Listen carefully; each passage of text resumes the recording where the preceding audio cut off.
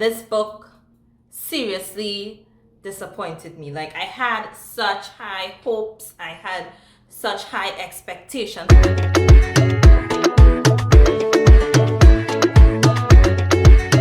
Hi wonderful people, and welcome back to my channel, Book Craves with Giselle. So today I have a really interesting video. Like, so far on my channel I have spoken about books that I really enjoyed, books that I really love, and I gave great book recommendations. However, I have not spoken about books that I didn't really like, or I just didn't really enjoy, or like I had great difficulty trying to connect with or to complete. So this is what this video is about. If you want to hear more about the books that just did not do it for me, keep watching. So for persons who like reading, there is no way you can tell me every single book you read you love. That's impossible. Like, there must be some book out there that you've read that just wasn't good. It just wasn't cutting it. It just had something about it that you couldn't connect with, that you just didn't get. Sometimes it's just so difficult to read, or sometimes it just did not make sense whatsoever. So today we're gonna jump into the things that just didn't do it for me. First up, we have Detour by Didi Prince, and this is book 1 in the Beautiful Biker series. Now, I read book 1 and I did not go on to the rest. Like, this book had so much potential, but it basically had half a plot. In my opinion, it had half a plot. I picked up this book because of the cover. Like, I really liked the cover, and I'm like, hey, I'm MC romances. It's one of my favorite tropes. And I'm like, okay, this cover looks good, the synopsis look good. I'm like, I'm sure I'm going to enjoy this book. But unfortunately, that did not happen. You had Deacon, who is like a 28-year-old, tall, gorgeous biker. He has, the tattoos and the rings and all of that good, biker stuff, biker attitude. And you're like, okay, great potential. Deacon, he's still in command of the Dominion Brotherhood. All right, cool. Then you have like Ella. Ella, she considers herself like really boring. She's like all about, helping out her parents. She works. She also goes to college. She recently came out of a relationship because she just doesn't have really good luck in the love department, and she decides, like, you know what? Probably I'm not meant to be with anyone, so she just gives up on that. Deacon and Ella, they meet at this convenience store. So they met because the convenience store was being robbed, and Deacon came in and he saved her. They really hit it off. They met up for a date. Everything went nice. They decided, okay, let's do this relationship thing.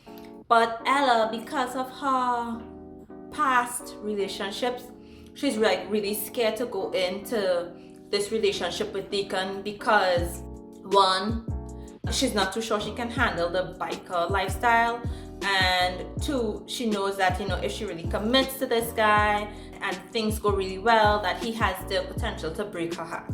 So she's iffy about that, but she's like, what the heck, why not? The plot with this book is really good because the Dominion Brotherhood, they have like beef with another rival gang. Ella's ex, like, he just couldn't give her up. He decides he's going to team up with the rival MC gang and try to get back at Ella. All right, we have a good plot. The characters are really good. There's excitement from the beginning to the end. Like, it really keeps you. But here's where I have the problem. The book is completely written from Ella's point of view. So there's a lot of MC drama, there's a lot of, action that you just don't know about. You only hear of anything when probably Ella's dad tells her something and says, okay, don't worry, Deacon is going to handle, this stuff going on with the MC gang. Or you'd have like Deacon telling her, don't worry about it, I'm going to keep you out of it, I'm going to handle everything. So like, you have no idea of anything that is going on besides what is told to Ellie. And the story unfolds solely about what Ellie sees and what she witnesses and what she feels. So you're just left in the dark and you're left wondering what the heck is going on. Like, what the heck? So this is my problem with this book. The plot, yeah, it's good, but at the end of the day, I really wish that it had like a few chapters from Deacon's point of view so that we would know what was going on. Because honestly, you're like, okay then, that's how you're left.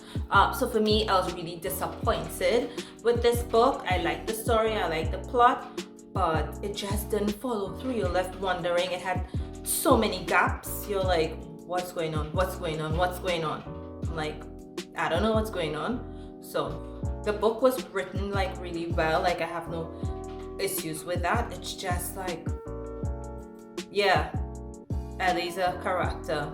Yeah, this is going on, but what else? Next up, like I was so excited to read the Rain Trilogy by B.B. Easton.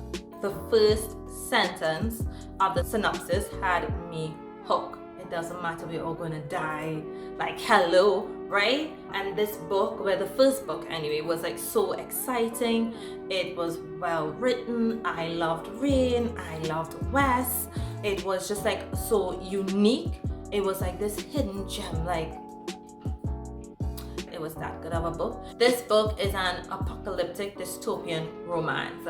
It's the first time I've ever read a book like that, and I think I would read book from this genre, but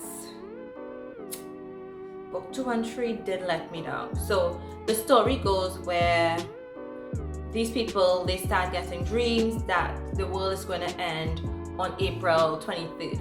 You have persons like killing themselves because it's just too much. You constantly get dreams of yourself dying, right? And believe me, I can understand it will play with anyone's mind. And okay, Rain, she survives that. She meets Wes, and you know, together they have, it's like 2 days of them being together, trying to survive. April 23rd. Cool. You fall in love with Rain and you fall in love with Wes. But when April 23rd arrives, nothing happens. And then it's April 24th and everyone realizes, hey, we didn't die. What the hell is going on here? And then there's like this big news about the fact that it was an experiment. And that is how book 1 ends. So you are like, whew, what the hell happened here? And then it goes on about the fact that they have continued to take care of the weak as we do in society, and at this point in time they just want to, you know, do like a survival of the fittest kind of thing. That's how they want society to be run. You see Rain going from this going survivor capable individual to this mopey sulking person. I'm like, what? She went from surviving the apocalypse, surviving her parents' murder suicide, to being afraid to walk outside. Like, what the hell? Like, what went on? So between book 1 and book 2, I'm like, okay, and then I go on to book 3. I'm like, no, this is too much whiplash. Because yes, I like twists and turns, but she went from this outgoing person, surviving, yeah, doing whatever she has to do, to being incapable and not being able to stand up for yourself, to book 3 in dying for Rain, or racing against time to save Wes, who is the father of her unborn child. Like, all of a sudden you turn into a badass. From being able to walk out of a store to being a badass, taking car, going downtown where it's the worst. I'm like, this book 1, don't get me wrong, it was awesome. I love book 1 and I gave book 1 4 stars. Yeah, it got 4 stars, but fighting for Rain and dying for Rain, I had to give it like 3 stars because honestly, I just couldn't stand Rain anymore. Like, I understand, yeah, PTSD, yeah, I get it. Like, but then her parents had died like maybe weeks before. This book was told from both Rain and Wes' perspective, which was great. So you knew exactly what Rain was thinking based on how she was behaving, and you knew the same for Wes.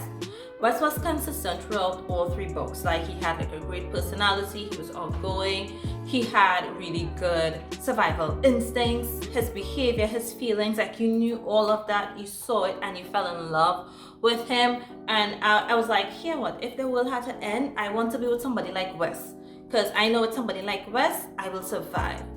But Rain was a total opposite. She went from being one way in book 1 to being a completely different way in book 2 to a different way in book 3. It just wasn't consistent. Like, I empathized with what she was going through. I connected really well in book 1, but book 2 and 3, I just did not have that. So it was kind of, disappointing. It did let me down, not seeing that consistency with Rain. Next up, and this book seriously disappointed me. Like, I had such high hopes, I had such high expectations of this book, and it just fell flat. I was like, what happened? I'm like, did you lie in your synopsis? Because this doesn't sound like what I was expecting. So this is Traded, part of the Traded series. It's book 1. It's written by Rebecca Brooke. So initially from the synopsis, what I got is that 1, it's going to be a dark romance. 2, it's going to be some sort of story where the person that is traded, she's a captive and she's going to be coerced to do certain things. 3, that is just going to be twisted. That is what I got. Because tell me, which man or partner in the right mind going and trade their wife to pay off their debts? That's what I got. And I totally did not get that when I read it. Like, when I read it, I'm like, where did this sweet story come out from? I'm like, this not that? What went on here? That is how I felt when I read the book. I read the entire thing, and I did plan to read book 2 and book 3, which is House Rules and Taken, but I'm like, hell no. I'm like, if book 1 didn't cut it, I ain't going to read book 2 and 3. So you have an abusive husband who has a gambling problem and decides he's going to trade his wife to the loan shark so that he can pay off part of his debt, and then he's going to get back his wife after 3 months. And he lets the loan shark know, hey, you can do anything you want. And he makes sure and instructs his wife to do whatever this guy wants, what the loan shark wants. Here's where we have this problem. The loan shark doesn't really want to be a loan shark, right? He wants to be a chef. 2, this loan shark, or Ashton decides to be a therapist, trying to repair all the damage that Elena's husband did, because she has a lot of self-negative thoughts, she has a lot of self-loathing thoughts, and it's not healthy, right? She doesn't see herself as being worthy, as being lovable. She doesn't see herself as being like, sexy and attractive because her husband did a number on her. So I'm like, what kind of loan shark is this? You ain't no loan shark, you're a therapist? That's what I had a problem with. I'm not saying you can't do good, but then the name of the book is Traded. So what, she's traded into a therapist so that the doctor could fix her, and then she goes back to the husband. He did fix her and they did remain together, right? She started to love herself and she was able to overcome those, negative thoughts. Like, Ashton really helped her. With Elena, at what point in time I was like, I did empathize. Her husband was pretty abusive. My issue was like, when you go back, when she spoke about the beginning of her relationship, she already had like these thoughts. So her husband just exploited her.